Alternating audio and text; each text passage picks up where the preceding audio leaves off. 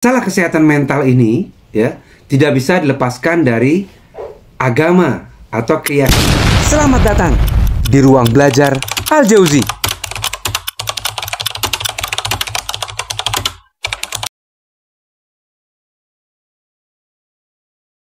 Assalamualaikum warahmatullahi wabarakatuh. Bertemu kembali dengan saya, Mr. Herbo. Baik ya. Kali ini kita akan melanjutkan seri kajian tentang kesehatan mental ya, yang sudah kita bahas di 2 video sebelumnya. Jadi kita sudah mengupas versi tradisional ya, versi WHO yang kemudian juga mengalami dinamika dan pergolakan sehingga juga mulai berubah definisinya. Dan kita juga sudah mengupas versi ekologi ya, yang melibatkan pada kemampuan individu ya, keberfungsian individu dan juga kemampuan adaptasinya pada lingkungan sosial ya. Baik, peradaban terus berkembang ya, pemikiran-pemikiran terus berkembang sehingga kemudian semakin disadari ya bahwa masalah kesehatan mental ini ya tidak bisa dilepaskan dari agama atau keyakinan spiritual gitu ya. Oleh karena itu kajian ini kemudian terus berusaha mendalami bagaimana hubungan antara keyakinan spiritual individu dengan kesehatan mentalnya ya. Dan juga semakin diyakini bahwa hubungan fisik mental, mental fisik ya, jasmani rohani, rohani jasmani ini sesuatu yang tidak bisa dipisahkan begitu ya. Misalnya dalam hal ini manusia dapat mengalami gangguan fisik karena gangguan mentalnya atau disebut soma psikotis ya. Begitu sebaliknya ya, gangguan mental yang dialami manusia dapat menyebabkan gangguan fisik atau kita sebut dengan psikosomatis ya. Jadi ini semakin dikaji dan akhirnya kajian ini menuju kepada kita menyebutnya mazhab transpersonal ya. Artinya kalau pada pendekatan-pendekatan sebelumnya hanya bicara fisik, mental, sosial, maka para ilmuwan hari ini juga menekankan urgensi memasukkan unsur spiritual dalam kajian kesehatan mental. Jadi spiritual itu dianggap sebagai kemampuan menemukan makna atau kedamaian hidup ya, dan keyakinan terhadap kepercayaan yang dianut ya. Jadi bicara makna, kedamaian hidup dan juga kepercayaan yang dianut ya. Jadi spiritualitas itu diartikan hubungan manusia dengan Tuhannya ya, yang dalam hal ini dapat dilakukan melalui media ibadah. Nah, artinya semakin ke sini ketika bicara unsur-unsur yang ada dalam diri manusia, maka paling tidak kita bicara 4 dimensi, yaitu fisik, psikis, sosial, dan spiritual. Inilah hal-hal yang perlu diperhatikan ketika berbicara tentang kesehatan mental.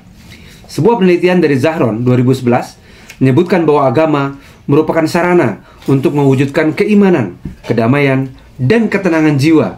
Agama inilah yang akan membawa pada kesehatan, khususnya kesehatan mental ya.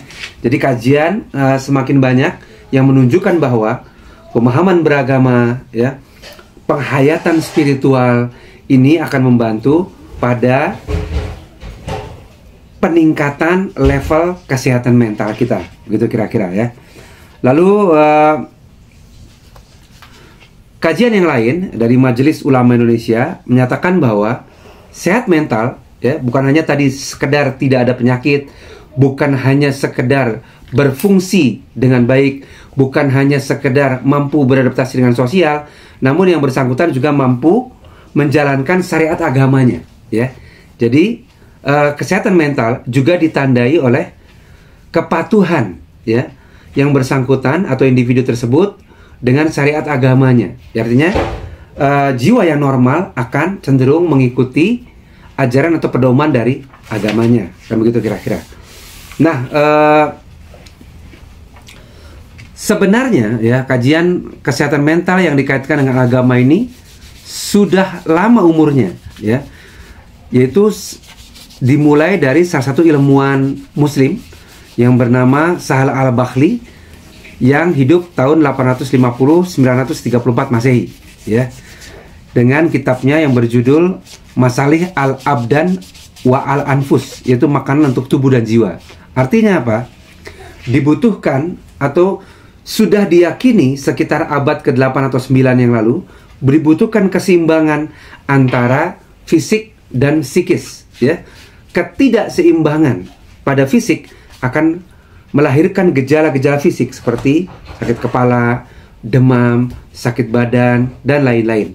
Sementara ketidakseimbangan pada psikis, ya, apabila tidak dipenuhi kebutuhannya secara optimal, akan melahirkan kekhawatiran, ya, kegelisahan, kemarahan, kesedihan, dan gejala-gejala yang berhubungan dengan kejiwaan lainnya. Artinya apa? Perlu dipenuhi kebutuhan-kebutuhan yang fisik dan psikis ini butuhkan, ya. Jika tidak, akan terjadi ketidakseimbangan yang mengakibatkan gejala-gejala tadi. Kurang lebih demikian, ya.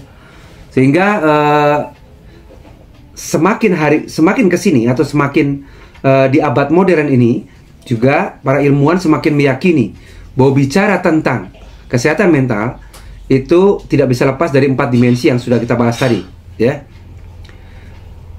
Termasuk di dalamnya dimensi spiritual, ya. Dan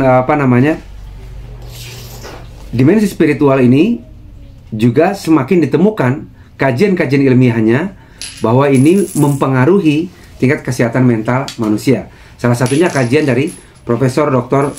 Usman Najati yang menyebutkan bahwa konseling-konseling atau terapi-terapi terhadap gangguan kejiwaan atau gangguan mental yang tidak melibatkan dimensi spiritual itu tidak melahirkan kesembuhan yang signifikan, ya. Namun demikian, ketika kemudian para pasien tersebut memasuki dimensi spiritualnya, maka ada peningkatan kesembuhan yang signifikan, ya. Artinya apa? Keyakinan seorang akan sesuatu yang lebih besar atau sesuatu yang luar biasa di luar dirinya, ini memberikan perasaan tertentu sehingga hidupnya digantungkan pada zat yang jauh lebih besar dari dirinya yang menguasai dirinya tersebut. Kurang lebih demikian, ya. Sehingga kajian-kajian kesehatan mental akan jauh lebih menarik untuk kita dalami dan juga jauh lebih menantang karena juga melibatkan sisi-sisi yang dalam hal ini unobservable, ya, melainkan yang diyakini, dirasakan oleh individu yang oleh orang lain itu unobservable sifatnya. Oke, demikian, terima kasih.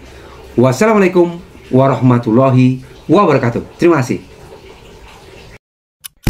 Selamat datang di Ruang Belajar Al Jauzi.